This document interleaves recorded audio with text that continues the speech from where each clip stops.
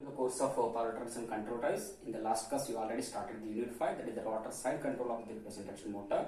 In that, we have discussed about there is various kinds of methods like conventional rotor resistance control method and static rotor resistance control method, and SERBIUS drive that is called slip over recovery schemes. And before going to start the actual topic of this static rotor resistance control method, which I have already mentioned in our syllabus.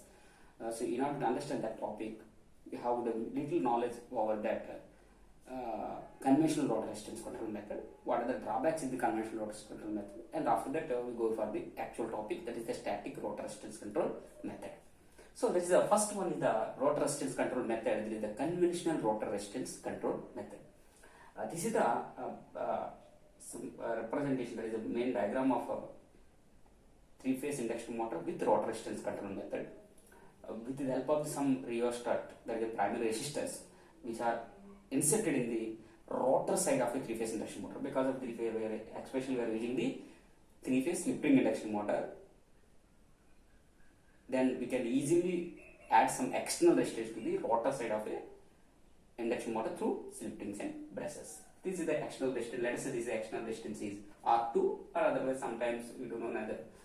For example, R external resistance we are adding with the help of rheostars. And the three-phase supply is given to the three-phase induction motor. Whenever three-phase supply is given to the motor will rotate according to the principle of RMF theory, and therefore the motor will rotate, and the motor speed can be adjusted with the help of the resistances. So whenever you change the resistance of the motor, the current through the rotor resistance changes, therefore the induced EMF changes. Obviously the torque developed by the motor also changes with the help of the rheostat, which have already observed in the EM2 subject. So here the three-phase supply and is given to this motor.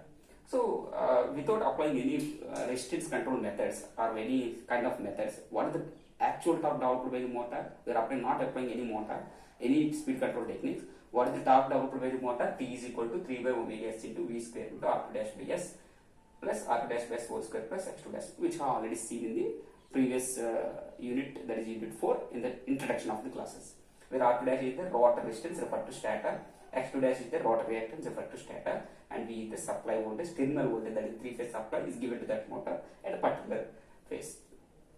If we go to the three phases, and omega is the synchronous speed at which the motor rotates when the three-phase supply 50 H is given to the motor.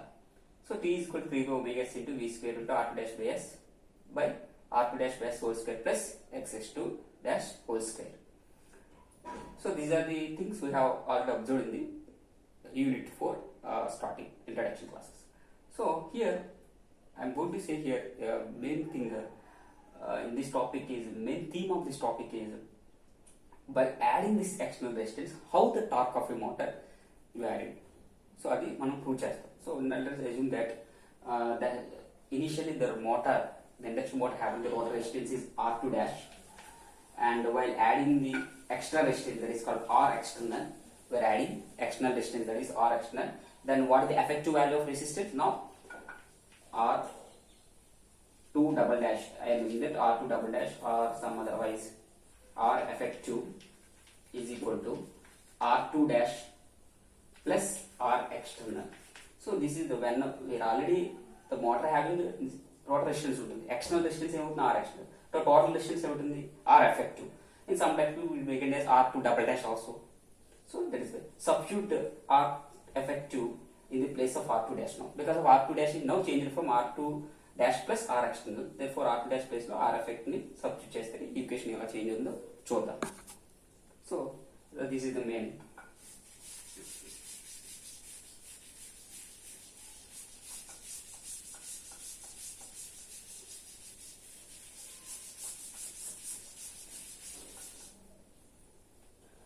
So T is equal to 3 by omega S into V square R2 dash by S by R2 dash S whole square, 1 by S square common is there, R2 dash plus X2 dash whole square. So once I am remembering, మీరు చేస్తున్నప్పుడు కంపల్సరీగా మీరు కూడా step by step చేయండి. Okay, book మీద రాకుండా చూస్తూ ఉంటే ఏ డెరివేషన్ మనకి ఎప్పటికి రాదు. Okay, so R2 dash, so take R2 dash by S whole square, 1 by S square common ఇస్తే ఇక్కడ 1 by S square ఉంది, ఇక్కడ ఏమవుతుంది, ఇక్కడ S into x2 dash whole square. So now here s is there, among s is there, one s common cancel అయిపోతుంది. Then v square into s into r2 dash. Therefore r2 dash whole square plus s x2 dash whole square. This is, but we are changing the, we are adding external resistance. Therefore effective value of rotor resistance is r effective is nothing but 3 by omega s into v square into r2 double dash, or r effective is equal to r2 double dash whole square, because of r is replaced with r2 dash plus r external. అంటే r2 double dash అంటే మనకి r2 plus r external, దీన్నే మనం r2 double dash అంటాం, లేదంటే r effective value of resistance అంటే total resistance. ఉన్న existing resistance r2 dash plus external resistance. Therefore s into v square into r2 double dash by r2 double dash whole square plus s x2 dash whole square. There is no x2 double dash because we are not adding any reactance. We are adding only resistive element only, not adding any coil into the rotor cell. Therefore s into v square into r2 double dash by r2 dash double dash whole square plus x2 dash. Without any applying any technique, without external rotor resistance, this is the torque available. Now while applying the external rotor resistance to the rotor, the torque will changes from t to t dash, from t to t dash. Then 3 by omega s into v square into r2 double dash by r2 double dash plus square into x2 dash whole square. At starting, what is this t starting torque? Put s is equal to 0, s is equal to 1 here. At starting, slip is equal to 1. Therefore 3 by omega s into v square into r2 dash by r2 dash whole square plus x2 dash whole square. If at all, when will happen? Under starting condition, what is the slip value? 1. Therefore putting s is equal to 1 here, t is equal to 3 by omega s into v square into r2 dash by some resistance into x2. That means from this you can observe that the t starting torque which directly proportional to the rotor resistance. So by increasing the rotor resistance, starting torque out by the motor increases. That is the main advantages of rotor resistance control method, but is not happening in case of the starter set control method.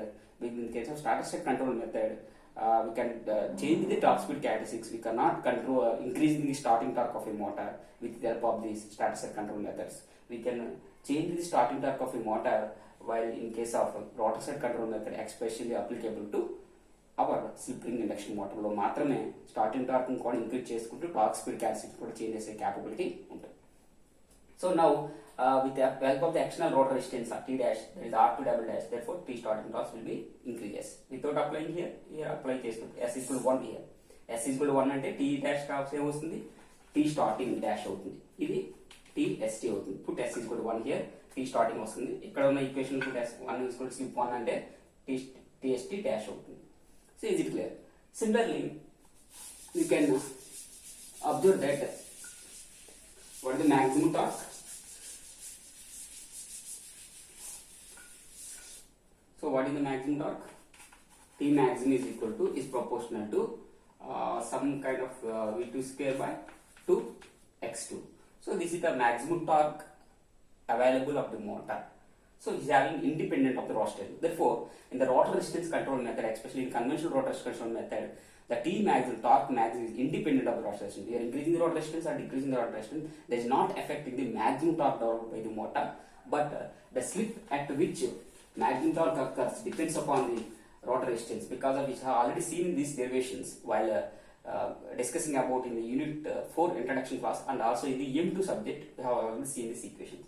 S maximum is equal to R2 by X2. No need to derive how to derive the S maximum equation, how to derive the T maximum. This conventional motor kuన్న induction motor torque speed, torque equation, speed equation అడగడం. మనం ఏ method apply చేస్తున్నామో ఆ method apply చేసిన తర్వాత torque speed characteristics ఎలా change అవుతుంది ఆ equations అడుగుతారు తప్ప induction motor torque equation derive చేయండి అని ఎక్కడ అడగడం. ఇండక్షన్ మోటార్ నువ్వు అప్లై చేస్తున్నప్పుడు వోల్టేజ్ కంట్రోల్ అప్లై చేస్తున్నావా, ఫ్రీక్వెన్సీ కంట్రోల్ అప్లై చేస్తున్నప్పుడు దాని క్యారెక్టరిస్టిక్స్ చేంజ్ అవుతున్నాయి కదా, అవి మాత్రమే ఈక్వేషన్స్ అడుగుతాడు. అంతేకాని ఓన్లీ ఇండక్షన్ మోటార్ ఇవి డెరైవ్ చేయడం ఎక్కడ కూడా అడగడం. అవి ఒకసారి చూసుకోండి. S maximum is equal to R2 by X2. Here we can see that the slip at which maximum torque depends upon the rotor resistance. Why? Here we can R2 is R2 double dash అనుకున్నాం కదా, R2 effective అనుకున్నాం. So S maximum dash is equal to effective value of rotor resistance by X2, where R2 dash is equal to R2 existing resistance R2 dash plus R external. Therefore, while adding the rotor resistance, therefore slip at which maximum torque will be changes. So based on this, can conclude that the rotor resistance changes, starting torque changes, and maximum torque is independent rotor resistance, and slip at which maximum torque is depending upon the rotor resistance. So with the help of these equations, now I am drawing the torque speed characteristics with the help of these equations. Equation 3 and equation 2. And what is equation 1? T is equal to like and T starting is equal to like V square into R2 double dash by R2 double dash whole square plus X2 double dash, X2 dash whole square as V square into R2 double dash by R2 double dash whole square plus X2 dash whole square. So with the above three equations, this is equation 1, 2, 3. With a T starting, S maximum, T maximum, we can draw the torque speed characteristics of this motor.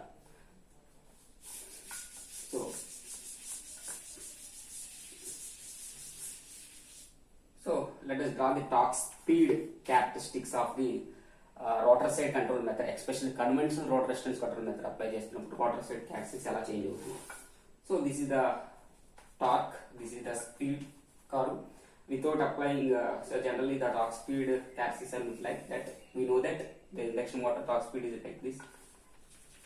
For example, take for simplicity, initially the rotor having the rotor resistive effective value of rotor resistance is, let us say, from 0.5 ohms. 0.5 ohms దగ్గర, and it is developed by T maximum ఉంది, and the slip at this maximum torque is depends upon the rotor resistance. 0.5 ohms ఉన్నప్పుడు అంత add చేసినప్పుడు ఎంత maximum torque develop అవుతుంది, ఎంత starting torque వస్తుంది. For example I'm increasing further rotor resistance from 0.5 to, let us assume, 0.8.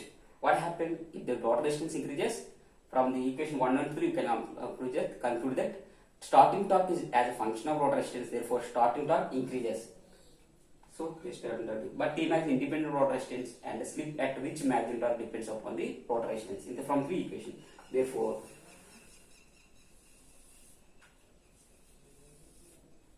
so here T starting torque increases from here to here by increasing the rotor resistance, but maximum torque is not changing, but slip at which maximum torque depends upon the rotor resistance. Similarly, if further increasing the rotor resistance from like 0.8 to 1 ohm, then the rotor resistance starting torque increases, but the slip at which maximum torque also changes, but T maximum will not change from the T maximum equation. So at what value of R2, TST is equal to T maximum, starting torque to T maximum equal అవుతాయి, put R2 is equal to X2, R2 is equal to X2, and the rotor resistance is equal to X2. In our case, R2 double dash is equal to X2 value, then T starting is equal to T maximum. So that is the condition to ఇంతవరకు కూడా మనం maximum value of resistance ని increase చేసుకోవచ్చు. Then T starting is equal to T maximum అవుతుంది, and that case only. This is the one like that. అప్పుడు characteristics ఎలా వస్తాయి? Here T starting ఇదే, T max ఇదే. At what value? R2 double dash is equal to X2. Rotor resistance అలా increase చేస్తున్నాం, ఎంతవరకు rotor reactance కి equal అయినంత వరకు ఇంక్రీజ్ చేస్తున్నాం. Easy clear all of you. So this is the characteristics. We can observe that T max is constant and the slip at which maximum torque is changes, S maximum 1, S maximum 2, S maximum 2 and 3, and TST 1 and TST 2. So from this you can conclude that this is R2 dash double dash and R2 triple dash, R2 4 dashes. So R2 double dash is more than that of R2 triple dash, which is more than that of R2 4 double dash, and R2 ikkadana ikkada resistance ikkadana ikkada resistance. So you can conclude that these are the different kinds of rotor resistance torque speed characteristics while changing the rotor resistance. So from this you can conclude that while applying the rotor resistance control method, we can change the torque speed characteristics of the motor with the help of the rotor resistance without affecting the maximum torque.